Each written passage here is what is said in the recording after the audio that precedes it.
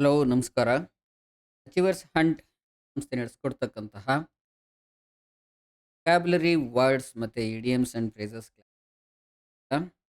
ಯಾಕಾಗಿ ನೀವು ಹಿಂದೂ ಪತ್ರಿಕೆಯ ಇಡಿಯಮ್ಸ್ ಮತ್ತು ವೊಕ್ಯಾಬ್ಯುಲರಿ ಕಲಿಬೇಕು ಅಂತ ನಿಮ್ಗೆ ಹೇಳಿ. ಇದರಿಂದ ನಿಮ್ಮ ಭಾಷಾ ಪ್ರೌಢಿಮೆ, ಭಾಷೆ ತುಂಬ ಚೆನ್ನಾಗಾಗುತ್ತೆ, ದೇಶ ಬಳಕೆ ರಾಗವಾಗುತ್ತೆ. ಸ್ಪರ್ಧಾತ್ಮಕ ಪರೀಕ್ಷೆಗಳ ತಯಾರಿಗೆ ಇದು ಅತ್ಯಂತ ಕಡ್ಡಾಯವಾಗಿ ನೀವು ಕಲಿಯಬೇಕಾದ. ಅಷ್ಟೇ ಅಲ್ಲ, ನಿಮ್ಮ ಆಲೋಚನಾ ಶಕ್ತಿ ಇಂದ ನೀವು ಏನನ್ನ ಅಭಿವ್ಯಕ್ತಿ ಮಾಡಬೇಕು ಅಂತ ಹೇಳ್ತೀರಾ, ಅದಕ್ಕೆ ಕರೆಕ್ಟ್ ವರ್ಡ್ ಸಿಗಬೇಕು. ಏನು ಬೆಳೆ ಸಿಗ್ತಿಲ್ಲ ಆಗಬಾರ್ದು. ಏನು ಅನ್ಕೊಂತಿರ್ತೀರಾ, ನಿಮ್ಮ ಆಲೋಚನೆಯಲ್ಲಿ ಏನು ಬರ್ತಾ ಇದೆ ಅದನ್ನು ಅಭಿವ್ಯಕ್ತಿ ಮಾಡಲಿಕ್ಕೆ ಕರೆಕ್ಟ್ ವರ್ಡ್ಸ್ಗಳನ್ನ ನೀವು ಪ್ರೆಸೆಂಟ್ ಮಾಡಬೇಕಂತ ಕಲಿಯಬೇಕು. ಹಿಂದೂ ಪತ್ರಿಕೆಯ ವೊಕ್ಯಾಬ್ಯುಲರಿ ವರ್ಡ್ಸ್ ಮತ್ತು ಇಡಿಯಮ್ಸ್ ಕಲಿಯೋದ್ರ ಮೂಲಕ ಯಾವುದೇ ಸ್ಪರ್ಧಾ ಪರೀಕ್ಷೆಗೆ ಸಖತ್ತಾಗಿ ಅಷ್ಟೇ ಅಲ್ಲ, ದೈನಂದಿನ ಜ್ಞಾನ ಮತ್ತು ತಿಳುವಳಿಕೆಗೆ ಅತ್ಯಂತ ಅಗತ್ಯವಾಗಿರುವಂಥ. ಬನ್ನಿ, ಪ್ರತಿದಿನವೂ ಈ ವೆಬ್ಸೈಟ್ಗೆ ಭೇಟಿ ಕೊಡಿ. Kannada current affairs dot achievers Hunt dot in ಅಂತ ಡಿಸ್ಕ್ರಿಪ್ಷನ್ಲೂ ಕೂಡ ನಾನು ಈ ವೆಬ್ಸೈಟ್ ಲಿಂಕ್. ಇಲ್ಲಿ ಯಾವುದೇ ಅಡ್ವರ್ಟೈಸ್ಮೆಂಟ್ಸ್ ಇಲ್ದೇ ನೀವು ಆರಾಮಾಗಿ ಪ್ರತಿದಿನ ಒಂದಷ್ಟು ಇಡಿಯಮ್ಸ್ ಆ್ಯಂಡ್ ಫ್ರೇಸಸ್, ವೊಕ್ಯಾಬ್ಯುಲರಿ ವರ್ಡ್ಸನ್ನು ಇದ್ರ ಜೊತೆಗೆ ನಮ್ಮ ವಿಡಿಯೋ ಕೂಡ ನೋಡ್ಬೋದು. ಇದಕ್ಕಿಂತ ಹೆಚ್ಚಿನ ವೊಕ್ಯಾಬ್ಯುಲರಿ ವರ್ಡ್ಸ್ ಮತ್ತು ಇಡಿಯಮ್ಸ್ ಬೇಕು ನಿಮಗೆ ಅಂದರೆ ನಮ್ಮ achievers Hunt foundation course join ಆಗಿ. ಇಲ್ಲ ಅಂತ ಹೇಳುತ್ತೆ, ನಮ್ಮ ಇ ಬುಕ್ ನೀವು ಓದಿದ್ರೆ ಸಾಕು, ಅರ್ಥ ಆಗುತ್ತೆ ಅನ್ನೋದು. ನಮ್ಮ ಇ ಬುಕ್ ಆ್ಯಪಲ್ಲಿ ನಿಮಗೆ ಇದಕ್ಕಿಂತ ಹೆಚ್ಚಿನ ಸೀರಿಯಲ್ ವೊಕ್ಯಾಬ್ಯುಲರಿ ವರ್ಡ್ಸ್ ಪ್ರತಿದಿನ ಇಲ್ಲಿ ಏನು 5 ಅಥವಾ 6 ಎಕ್ಸ್‌ಪ್ಲೈನ್ ಮಾಡ್ತೀವಿ. ಅಲ್ಲಿ ನಿಮಗೆ 15 ಅಥವಾ 20 ವರ್ಡ್ಸ್, ಇಡಿಯಮ್ಸ್ ಪ್ರತಿ ಟ್ಯುಟೋರಿಯಲ್ಸಿಂದ ಆರ್ಟಿಕಲ್ಸ್. ಸೊ ಶುರು ಮಾಡೋಣ. ನಿಮ್ಮ ಸ್ಪರ್ಧಾತ್ಮಕ ಪರೀಕ್ಷೆಯ ತಯಾರಿ ಸಖತ್ತಾಗಿರಲಿ. ಬನ್ನಿ, ಈ ವೆಬ್ಸೈಟ್‌ನಲ್ಲಿ ಇಂಗ್ಲೀಷ್ ಕಲಿಕೆ ಅಂತ ಒಂದು ಕಾಲಮ್ ಇದೆ. ಅಲ್ಲಿ ಇಡಿಯಮ್ಸ್ ಆ್ಯಂಡ್ ಫ್ರೇಸಸ್ ಮತ್ತು ಹಿಂದೂ ಪದ ಇವಾಗ ನಾನು ಇಡಿಯಮ್ಸ್ ಆ್ಯಂಡ್ ಫ್ರೇಸಸ್, ಏನು ಇಡಿಯಮ್ಸ್ ಆ್ಯಂಡ್ ಫ್ರೇಸಸ್ ಅಂತ ಹೇಳಿದ್ರೆ, ಒಂದು ಪದಕ್ಕಿಂತ ಹೆಚ್ಚಿನ ಪದಗಳು ಸೇರಿ ಒಂದೇ ಅರ್ಥ ಕೊಡುವಂಥ ವಾಕ್ಯ ರಚನೆಯನ್ನು ಅಥವಾ ಪದಗಳ ಇಡಿಯಮ್ಸ್ ಆ್ಯಂಡ್ ಫ್ರೇಸಸ್ ಕನ್ನಡದಲ್ಲಿ ಸ್ವಲ್ಪ ವಿಸ್ತೃತವಾದ ಎಕ್ಸ್ಟ್ರಾ ಮೀನಿಂಗ್ ಕೂಡ. ಸೊ ಇಡಿಯಮ್ಸ್ ಆ್ಯಂಡ್ ಫ್ರೇಸಸ್ ಅಲ್ಲಿ ಫಸ್ಟು ನಿಮಗೆ ಇರುವಂಥದ್ದು set the tone. Set the tone for something. ನೀವು ಯಾವುದಕ್ಕೆ ಆ ಟೋನನ್ನು ಸೆಟ್ ಮಾಡ್ಬೇಕಂತಿದ್ದೀರ ಅದಕ್ಕೆ. ಹಾಗಾದರೆ ಟೋನ್ ಅಂದರೆ ಏನಿಲ್ಲಿ, ಏನು ಅರ್ಥ ಬರುತ್ತೆ? ನೀವು ಯಾವುದೇ ಒಂದು ವಿಷಯಕ್ಕೆ ಪೂರ್ವ ಸಿದ್ಧತೆ ಮಾಡ್ಕೊಳ್ಳೋದನ್ನು ಸೆಟ್ ದ ಟೋನ್ ಅಂತ ಆಗುತ್ತೆ. ಇವಾಗ ನೀವು ಹಾಡು ಹಾಡ್ಲಿಕ್ಕೆ ಮುಂಚೆ ಗಂಟ್ಲು ಆ ಥರ, ಅದೇ ಅರ್ಥ ವಿಭಿನ್ನ ವಿಷಯಗಳಿಗೆ ಇದು ಅಪ್ಲೈ ಮಾಡುವಾಗ ಹೇಳ್ತೀವಿ. ಇಂಗ್ಲಿಷ್ ಮೀನಿಂಗ್ ಏನು? To establish the mood or character of something. ಯಾವುದೋ ಒಂದು ನಿರ್ದಿಷ್ಟ ಸಂಗತಿಯ ಮೂಡನ್ನು ಅಥವಾ ಕ್ಯಾರೆಕ್ಟರನ್ನು ಎಸ್ಟಾಬ್ಲಿಷ್ ಮಾಡುವಂಥದ್ದು, ನಾವೇ ಕ್ರಿಯೇಟ್ ಮಾಡುವಂಥದ್ದು. Especially A debate, event, campaign ಇರ್ಬೋದು. ಅಂದರೆ ಯಾವುದೇ ಒಂದು ವಿಷಯಕ್ಕೆ ಸಂಬಂಧಪಟ್ಟಂತೆ ಆ ವಿಷಯದ ಅಗತ್ಯಕ್ಕೆ ಅನುಗುಣವಾಗಿ ಮೂಡನ್ನು, ಚರ್ಚೆಯನ್ನು, ಇವೆಂಟನ್ನು ನಾವು ಸಿದ್ಧ ಮಾಡೋದನ್ನು ಸೆಟ್ ದ ಟೋನ್ ಅಂತ ಹೇಳ್ಬೋದು. ಈ ಎಡಿಟೋರಿಯಲ್ ಅಲ್ಲಿ by praising concerns about the outsiders in the voter list, TMC is trying to set the tone for the 2020 election. ನಿಮಗೆ ಎಡಿಟೋರಿಯಲ್ ಅನಾಲಿಸಿಸ್ ಬೇಕು ಅಂತ ಹೇಳಿದ್ರೆ ಇದೇ ವೆಬ್ಸೈಟ್ನಲ್ಲಿ ಹಿಂದೂ ಸಂಪಾದಕೀಯ ವಿಶ್ಲೇಷಣೆ ಅಂತ ಬಂದರೆ ನೋಡಿ, ಇಲ್ಲಿ ಇದೇ ಸಂಪಾದಕೀಯವನ್ನು, ಅದರ ಅರ್ಥವನ್ನು ಕನ್ನಡದಲ್ಲಿ ವಿಶ್ಲೇಷಣೆ ಮಾಡಿದ್ದಾರೆ. ಈ ಸಂಪಾದಕೀಯದಲ್ಲಿ ಯಾವುದು outsiders in West Bengal, identifying the outsiders in West Bengal, ಈ ಎಡಿಟೋರಿಯಲ್‌ನಲ್ಲಿ ಆಯ್ಕೆ ಮಾಡಿದಂಥ ಇಡಿಯಮ್ಸ್‌ಗಳು. ನೀವು ಅದರ ವಿಡಿಯೋ ಕೂಡ ಯೂಟ್ಯೂಬಲ್ಲಿ ಸಿಗುತ್ತೆ. ನೋಡ್ಬೋದು ಅದೇ ಚಾನಲ್. ಸೊ ಟಿಎಂಸಿ 2026ರ ಎಲೆಕ್ಷನ್‌ಗೆ ಒಂದು ಟೋನ್ ಸೆಟ್ ಮಾಡ್ತಾ ಇದೆ ವೋಟರ್ ಲಿಸ್ಟ್ ಬಗ್ಗೆ ಮಾತಾಡಿ. ಆ, ಈ ಯೂಸೇಜನ್ನು ಬಳಸಲಾಗಿದೆ ಅಥವಾ ಈ ಸೆಟ್ ಆಫ್ ವರ್ಡ್ಸನ್ನು ಫ್ರೇಸನ್ನು ಬಳಸಲಾಗಿದೆ. ಎರಡನೇದು tilt the balance in favour of someone ಅಂತ ಬರುತ್ತೆ. ನೋಡಿ ಬ್ಯಾಲೆನ್ಸಿಂಗ್ ಆಗಿರುತ್ತೆ. ಯಾರೋ ಒಬ್ರು ಗೆಲ್ಲಬೇಕು. ಇಬ್ರು ಜಿದ್ದಾಜಿದ್ದಿನಲ್ಲಿ ಸಮಬಲವಾಗಿದೆ. ಯಾವ ಕಡೆಗಾದರೂ ಒಂದ್ ಕಡೆ ಬ್ಯಾಲೆನ್ಸ್ ತಪ್ಪಬೇಕು. ಅವಾಗ್ಲೇ ಅದನ್ನ to influence the situation in such a way that one side gains on ಒಬ್ಬರಿಗೆ ಅನುಕೂಲ ಆಗೋ ರೀತಿನಲ್ಲಿ ಅದು ಬ್ಯಾಲೆನ್ಸ್ ತಪ್ಪೋ ಹಾಗೆ ಮಾಡೋದನ್ನ, ಆ ಸಿಚುಯೇಷನ್ ಅನ್ನು ನಿಭಾಯಿಸೋದನ್ನ, ಗೆಲುವಿನ ಸಾಧ್ಯತೆಯನ್ನ ಹೆಚ್ಚಿಸೋದನ್ನ ಟಿಲ್ಟ್ ದ ಬ್ಯಾಲೆನ್ಸ್ ಅಂತ ನಾವು ಯೂಸ್ ಮಾಡ್ಬೋದು. ಇಲ್ಲಿ ಹೇಗೆ ಯೂಸ್ ಮಾಡಿದ್ದಾರೆ ಅಂತ ಹೇಳಿದ್ರೆ, the presence of 20,000 new voters in each constituency could tilt the balance in BJP's favour.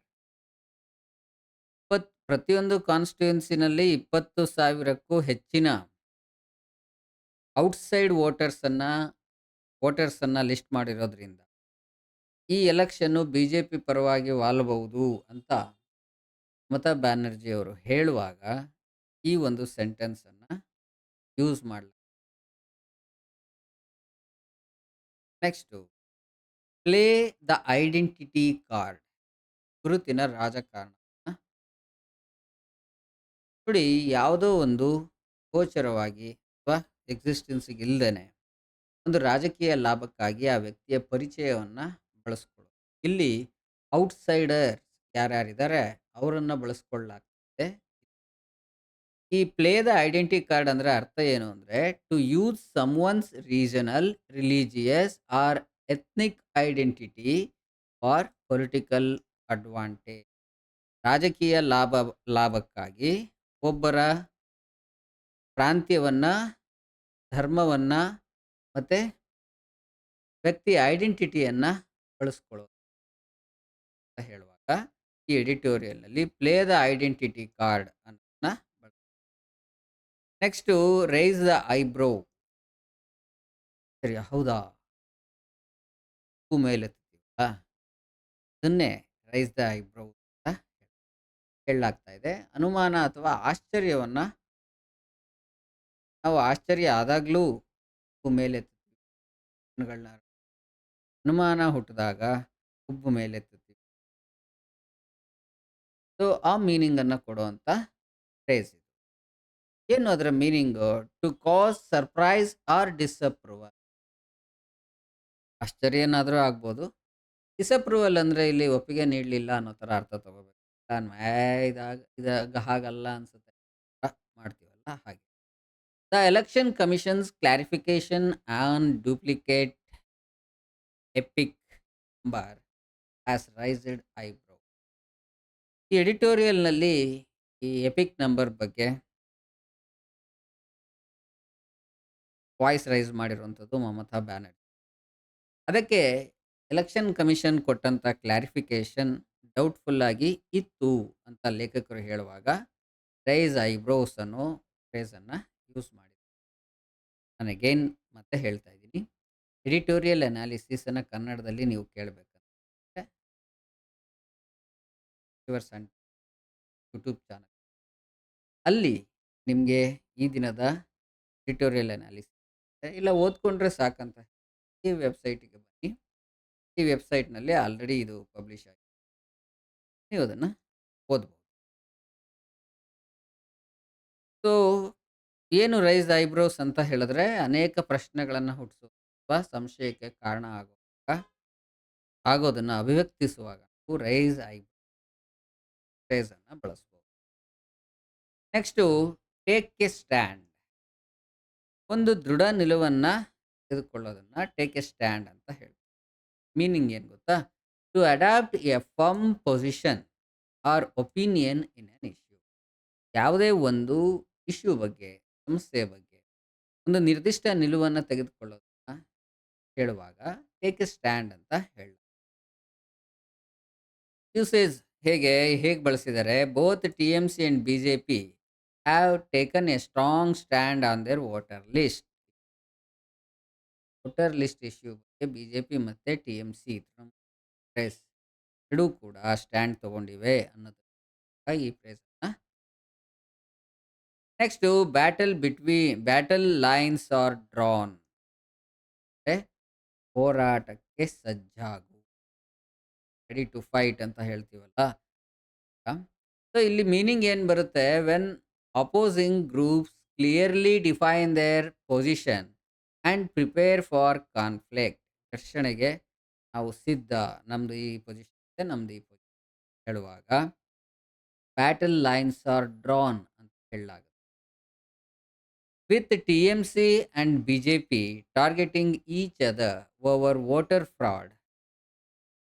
So ಅಲ್ಲಿ ಅವರು ಬ್ಯಾಟಲ್ ಲೈನ್ಸ್ ಅನ್ನು ಆಲ್ರೆಡಿ ಡ್ರಾ ಮಾಡಿದ್ದಾರೆ 2026 ಎಲೆಕ್ಷನ್ಸ್‌ಗೆ ಅಂತ ಹೇಳುವಾಗ ಇದನ್ನ ಬಳಸಲಾಗಿದೆ.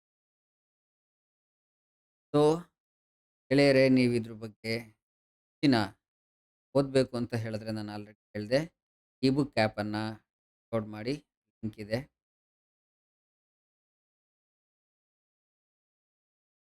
ಇಂಥದನ್ನ ನೀವು ಎಷ್ಟೊಂದು ಕಲ್ತಿದ್ದೀರಾ ಆಲ್ರೆಡಿ. ಕಲ್ತಿರೋದನ್ನ ಟೆಸ್ಟ್ ಮಾಡ್ಕೋಬೇಕು. ಕ್ವಿಜ್ ಆ್ಯಪಿಗೆ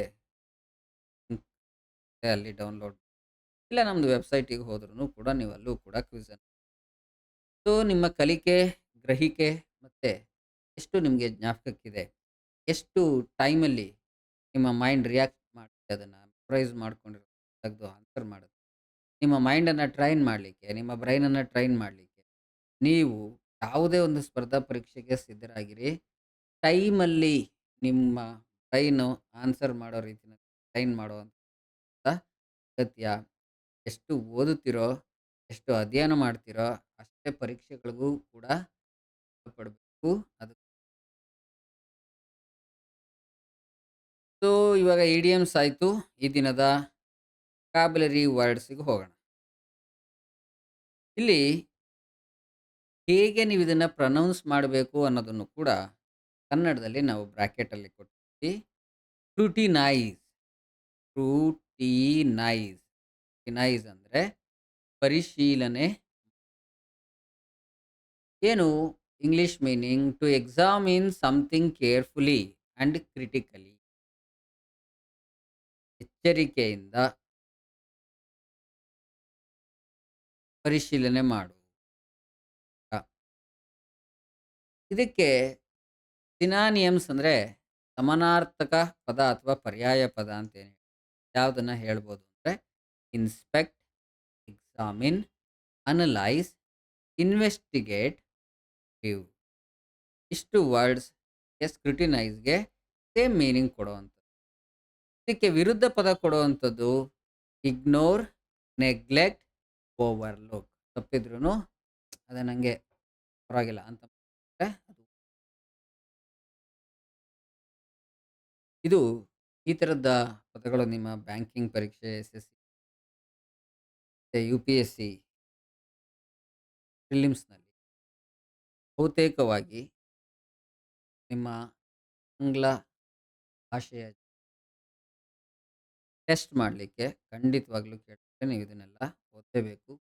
ಬ್ಯಾಂಕಿಂಗ್ ಎಕ್ಸಾಮ್ಸಲ್ಲಂತೂ ನಿಮ್ಗೆ ಇದೆಲ್ಲ ಅತ್ಯಂತ ಅಗತ್ಯ. ಬ್ಯಾಂಕಿಂಗ್ ನೀವು ಹೇರಳವಾದ ಅವಕಾಶಗಳನ್ನು ಬಳಸ್ಕೋಬೇಕು. Next word allegation.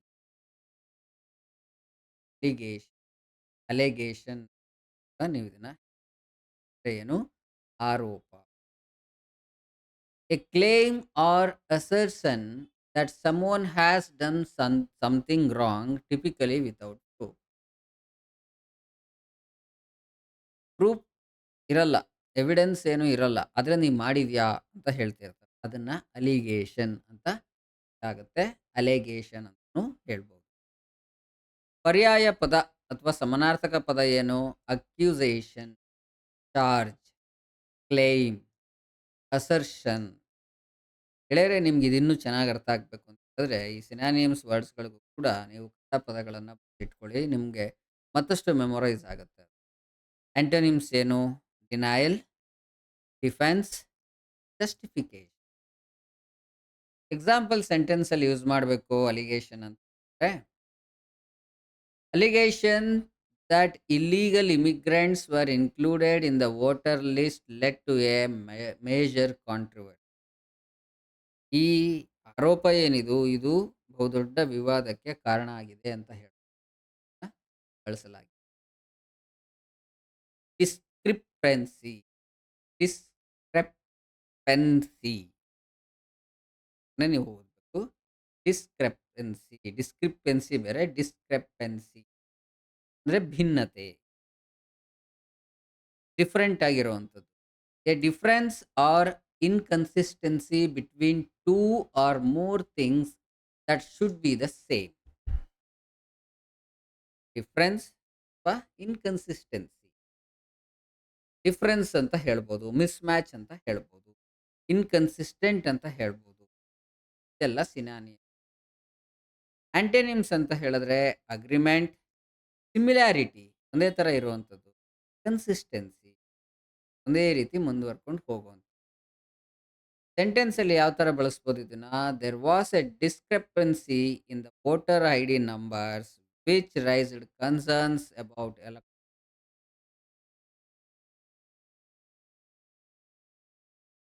Voter I D numbers ಅಲ್ಲಿ ಸೇಮ್ ನಂಬರ್ ಬೇರೆ ಬೇರೆ ಇದೆ ಅಂತ ಈ ಪದ.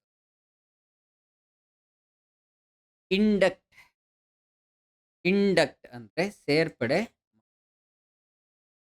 To introduce or admit someone into an organisation, ಸಂಘಟನೆಗೆ, ಗುಂಪಿಗೆ ಬೇರೆಯವರನ್ನ ಸೇರಿಸ್ಕೊಳ್ಳೋದನ್ನ ಅಥವಾ ಇಂಟ್ರೊಡ್ಯೂಸ್ ಮಾಡೋದು ಇಂಡಕ್ಟ್ ಅಂತ. ಇರ್ತಕ್ಕಂಥ ಸಮಾನಾಂತರ ಪದ ಅಥವಾ synonyms enrol, introduce, initiate, admit. ವಿರುದ್ಧ ಪದ ಎಕ್ಸ್ಪೆಲ್, ರಿಮೂವ್, ಎಕ್ಸ್ಕ್ಲೂಡ್. ಇಲ್ಲಿ ಹೇಗೆ ಸೆಂಟೆನ್ಸ್ ಫಾರ್ಮೇಷನ್ ಮಾಡಿದ್ದಾರೆ ಅಂತ ಹೇಳಿದ್ರೆ, several new members were inducted into the electoral rolls before the election. ಚುನಾವಣೆಗಳು ಮುನ್ನವೇ ವೋಟರ್ ಲಿಸ್ಟ್ ಒಂದು ಹೊಸ ಜನರನ್ನ ಸೇರಿಸಲಾಗಿದೆ. ಈ ಪದವನ್ನು ನೆಕ್ಸ್ಟ್ ಇವತ್ತಿನ ಕೊನೆಯ ಪದ ಟಿಲ್ಟ್ ಬ್ಯಾಲೆನ್ಸ್. ಆಲ್ರೆಡಿ ಇಡಿಯಮ್ಸ್ ಅಲ್ಲಿ ಒಂದು ಸಿಚುಯೇಷನ್ನ ತಮ್ಮ ಫೇವರ್ ಆಗಿ ಮಾಡ್ಕೊಂಡ್ರೆ ಏನನ್ನ ಮಾಡಲಾಗುತ್ತೋ ಟಿಲ್ಟ್ ದ ಬ್ಯಾಲೆನ್ಸ್. ವಿರುದ್ಧ ಪದ ಸ್ಟೆಬಿಲೈಸ್, ಈಕ್ವಲೈಸ್, ನ್ಯೂಟ್ರಲೈಸ್. ಸಮಾನಾರ್ಥಕ ಪದ shift, influence, way, change. Sentence ಅಲ್ಲಿ ಹೇಗೆ ಬಳಸಿದ್ದಾರೆ? The inclusion of thousands of new voters could tilt the balance in favour of A particular party. ಮತ ಪಟ್ಟಿಯಲ್ಲಿ ವೋಟರ್ ಲಿಸ್ಟ್ನಲ್ಲಿ ಈ ಥರ ಸೇರಿಸಿರೋದ್ರಿಂದ ಯಾರಿಗೆ ಸೇರಿಸಿದಾರೋ ಅವರಿಗೆ ಅನುಕೂಲ ಆಗೋದ್ರಲ್ಲಿ ಸಂಶಯ ಇಲ್ಲ ಅಂತ ಹೇಳ್ತಾ ಈ ಸೊ ಈ ದಿನದ idioms and phrases vocabulary words ಸರಿ ಒಟ್ಟು 11 ಪದಗಳನ್ನು ನೀವು ಕಲ್ತಿರ್ತಕ್ಕಂಥದ್ದನ್ನು ಚೆಕ್ ಮಾಡಲಿಕ್ಕೆ ಖಂಡಿತ ಇದ್ರ ಮೇಲೆ ನಾವು ಇದನ್ನು ನೀವು ಅಟೆಂಡ್ ಮಾಡಲೇಬೇಕು. ಸೊ ಕ್ವಿಜ್ ಅಟೆಂಡ್ ಮಾಡಲಿಕ್ಕೆ ಈ ವೆಬ್ಸೈಟಿಗಾದರೂ ಭೇಟಿ ಕೊಡಿ. ವೆಬ್ಸೈಟ್ ನಿಮಗೆ ಈಗ ತೊಗೊಂಡೋಗುತ್ತೆ, ಎಷ್ಟೊಂದು ಕ್ವಿಜ್ಗಳು ಸಿಗುತ್ತೆ ನೋಡ್ಬೋದು. ಇಲ್ಲ ಕ್ವಿಜ್ ಆ್ಯಪನ್ನು ಡೌನ್ಲೋಡ್ ಮಾಡ್ಕೊತೀನಿ, ನಾನು ರೆಗ್ಯುಲರಾಗಿ ಪ್ರಾಕ್ಟೀಸ್ ಆ್ಯಪನ್ನು. ಇನ್ನೂ ಓದಬೇಕು ಇದ್ರ ಬಗ್ಗೆ, ನೀವು ಇ ಬುಕ್ ಆ್ಯಪನ್ನು ಡೌನ್ಲೋಡ್ ಮಾಡ್ಕೊಳ್ಳಿ, ಓದಿ. ಆನಂತರ ಕ್ವಿಜ್ ಒಂದು ವಿಷಯನ ನಾನು ಹೆಮ್ಮೆಯಿಂದ ಗರ್ವದಿಂದ ನಿಮ್ಗೆ ಇಲ್ಲೆಲ್ಲೂ ಕೂಡ ಅಡ್ವರ್ಟೈಸ್ಮೆಂಟ್ಸ್ನ ಡಿಸ್ಟರ್ಬೆನ್ಸೇ ಇರಲ್ಲ. ಅಡ್ವರ್ಟೈಸ್ಮೆಂಟ್ಸ್ ಇಲ್ಲದೆ ನೀವು ಓದುವಾಗ ನಿಮಗೆ ಬೇರೆ ಥರದ ಯಾವುದೇ ಆಕರ್ಷಣೆಗಳು ಡಿಸ್ಟ್ರಾಕ್ಷನ್ಸ್ ಆಗಬಾರ್ದು ಅನ್ನೋ ಕಾರಣ ಯುಟಿಲೈಸ್ ಮಾಡ್ಕೊಳ್ಳಿ. ಮತ್ತೆ ಮುಂದಿನ ವಿಡಿಯೋ ಶುಭ ದಿನ. ನಿಮ್ಮ ಜ್ಞಾನ ಸಮೃದ್ಧಿಯಾಗಲಿ, ಶಕ್ತಿ ಮತ್ತಷ್ಟು ಅಧಿಕವಾಗಲಿ, ಸ್ಪರ್ಧೆಗೆ ನೀವು ದೃಢರಾಗಿರಿ ಅಂತ ಈ ಕ್ಲಾಸನ್ನು ನಾನು ಥ್ಯಾಂಕ್ ಯು.